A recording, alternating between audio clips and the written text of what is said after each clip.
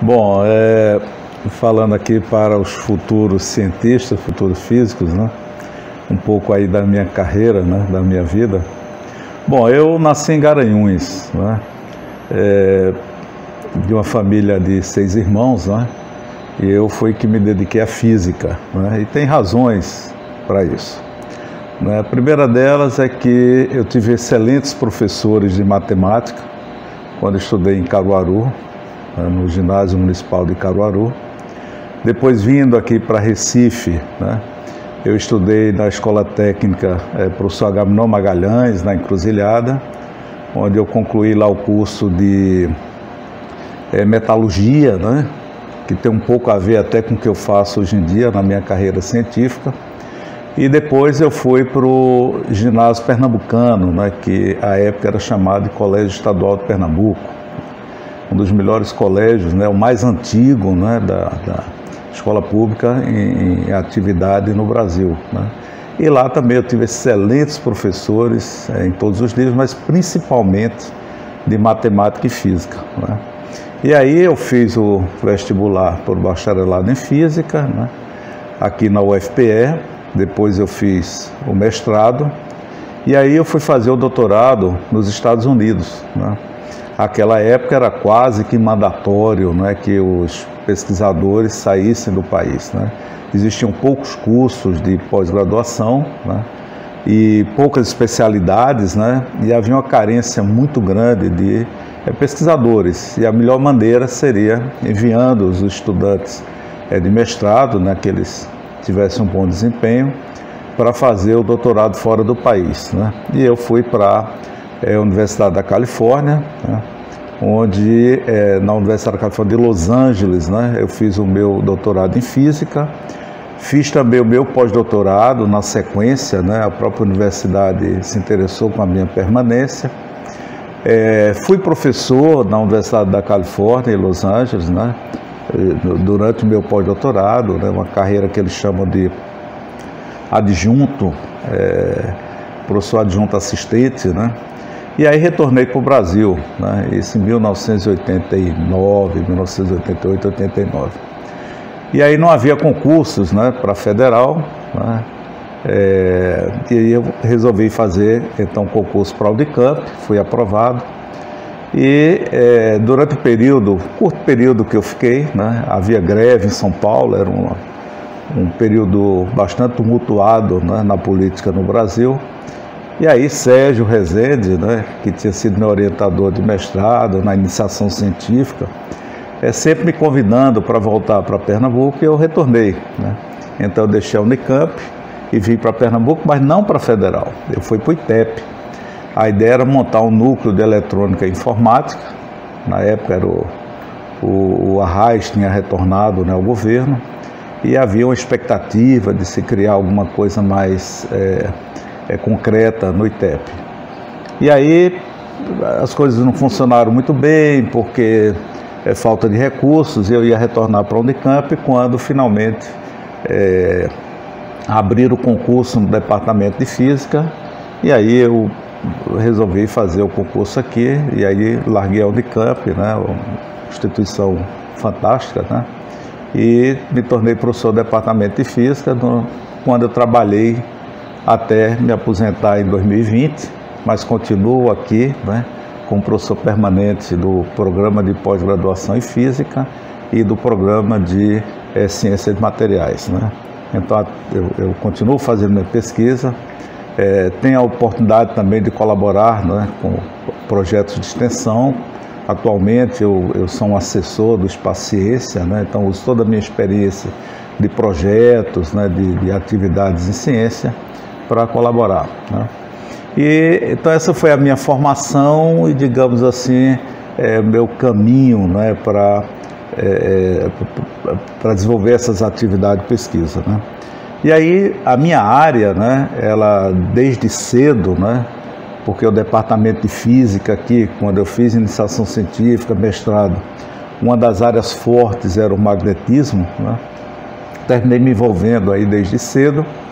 E quando fiz o doutorado também nos Estados Unidos, eu continuei trabalhando em magnetismo, né, numa área bastante nova, havia se descoberto um material chamado quase cristal, né, que revolucionou o que se conhece, né, em termos de estruturas cristalinas, né, e dei continuidade quando voltei ao Brasil. Tá?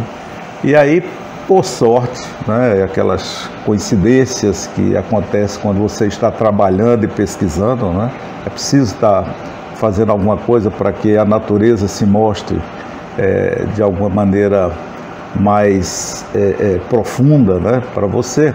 Nós terminamos descobrindo um fenômeno, né, que é chamado de magnetoimpedância gigante. Né? Então isso foi descoberto aqui em Recife, aqui nesse laboratório, né, e nós continuamos ainda trabalhando nisso. Teve uma repercussão muito grande, né, continua tendo, né, nós continuamos trabalhando. A magnetoimpedância gigante é um fenômeno semiclássico, porque depende da magnetização do material, que é um fenômeno quântico, né, mas ele tem a ver com o comprimento de penetração da corrente alternada dentro de um condutor. Né. Quando o material é de permeabilidade muito alta, a corrente flui praticamente na superfície. Quando você aplica um campo, por menor que seja, a corrente passa a fluir por dentro desse material. De tal forma que você tem uma variação muito grande, né, na impedância, porque você está modulando a seção transversal desse condutor por onde a corrente está passando. Não tem nada mais sensível para fazer campos, produzir variações de campos em um material. Isso levou a desenvolvimento de sensores, né, de corrosão, batimento cardíaco, né? A gente sabe que o coração, quando ele pulsa, né, são íons que estão se deslocando, né? Existem cargas, né, que se deslocando gera campo magnético, né? Então você pode detectar pulsação, você pode detectar batimentos cardíacos e outros magnetismos no corpo e de uma certa forma você detectar magnetocardiopatias, né, que são doenças que você não observa por outras técnicas, né. Outros efeitos que nós estudamos aqui tem a ver com uma nova eletrônica, né. No passado e até o presente, né, a maior parte da eletrônica tem a ver com a corrente de cargas, né, simplesmente carga, mas o elétron tem spin, né, então o que se observou é que era possível também gerar corrente pura de spin, né, e isso desenvolveu uma nova, está sendo desenvolvida, né, uma nova eletrônica, né. Por exemplo, como consequência desse trabalho, nós conseguimos propor e demonstrar, né, que é possível também fazer um diodo que é retificador de corrente de spin, como existe o diodo retificador de corrente elétrica, né? Então são trabalhos que marcam, né, que nos dão satisfação muito grande de ter participado. Claro, são trabalhos em colaboração, né, tem uma história aí de estudantes, pós-docs, colegas, né, que a gente mantém aí ao redor do mundo, né? Então, o desenvolvimento de técnicas, de dispositivos, né, e fenômenos, né, é um trabalho que a gente faz no dia a dia, né, faz parte das atividades do físico, né. Eu acredito, né, que essa carreira de físico, né, o bacharelado e depois, por consequência, mestrado e doutorado, ela vai continuar sendo extremamente importante. Só para dar uma ideia, né, eu li há 2 dias atrás que a Sociedade Americana de Física, da qual eu também faço parte, ela recebeu um volume muito grande de recursos para dobrar o número de bacharéis em física até 2030, né? Há uma demanda cada vez mais de tecnologia, né, para substituir, né, essas que existem, né, por várias razões, por economia de energia, né, substituição de fluidos, né, de combustão, né, e em razão disso o físico ele tem uma formação que é muito geral, muito ampla, né, e que permite que trabalhe resolvendo problemas de muitas variáveis, né, ele consegue fazer analisar, digamos assim, problemas complexos, né, com a formação que ele adquire, né. Então acho que trabalhar em física, né, ainda é eu diria assim, alguma coisa que vai trazer para a sociedade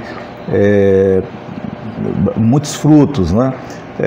É comum você entrar num laboratório, por exemplo, de análise ou num consultório médico, né, fazer um exame e você vai ver a física lá presente, principalmente o magnetismo, né? Quando você fala de ressonância magnética, né? Se você fala de ultrassonografia, você vai ver lá também que você tem muita física, né? Eu não imagino, por exemplo, a medicina, né, sem a presença da física, em particular do magnetismo, né? Na geração de energia, né? Então o magnetismo ele está presente aí na vida de todos, né? E vai continuar tendo assim um papel extremamente importante, né? Então a minha recomendação aí para os mais jovens, para aqueles que planejam a carreira, né, e tem aquela habilidade natural de tratar problemas em matemática, né, em física, não precisa ser, digamos assim, um aluno nota 10, né? Eu acho que a compreensão, né, e manipular, né, esses fatos, né, e ter habilidade manual, né, porque o físico experimental, como eu, ele precisa ter habilidade, né? Você vê, eu estou aqui cercado de equipamentos, né, equipamentos sofisticados. Meu laboratório ele tem os equipamentos que eu preciso, né, para realizar minha pesquisa, o estado da arte, né? Eu não preciso sair do país, né, só eventualmente quando preciso ter acesso a campos que não são produzidos em outros lugares do mundo, a não ser em um laboratório, como por exemplo, recentemente eu estive no laboratório nacional de campo magnético intenso, lá em Tallahassee, na Flórida. Lá se tem o recorde de campo magnético. Então, se você desenvolve uma boa pesquisa, né, aqui no Brasil, se você tem uma boa colaboração, eventualmente você pode participar de programas, né, de colaborações internacionais, e isso vai ajudar naturalmente na sua carreira científica, né? Então esse é o recado que eu deixo, né? A física, né, ela é uma profissão, não é, que forma, né, o indivíduo para atuar em várias áreas, economia, né, o que você imaginar, né, em bancos, né, você pode trabalhar em empresas, né, um grande número de presidentes de empresas de tecnologia, né, são físicos, né, porque ele aprende a lidar com problemas de multivariáveis, né, interdisciplinaridade, né. Então, estou muito feliz aqui de poder registrar esse depoimento, né, sobre a minha vida, né, sobre a minha carreira, e deixar essa mensagem aqui para aqueles que vêm no futuro, né, e vão substituir essa geração que está fazendo pesquisa e ciência no Brasil.